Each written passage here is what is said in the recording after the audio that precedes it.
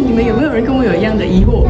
上一次我来看《鬼灭之刃》的时候，它上面是写上弦集结前进刀匠篇，结果我来的时候居然看了油锅篇，看了至少快1个小时。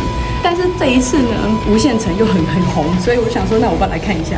那你们觉得这一次会不会又有1小时是我们之前看过的动画呢？我以为我会哭，结果我没有哭。答案就是它快到就直接就开始了，完全没有前情提要。所以呢，我们现在要回家去看一下之前前情提要的部分。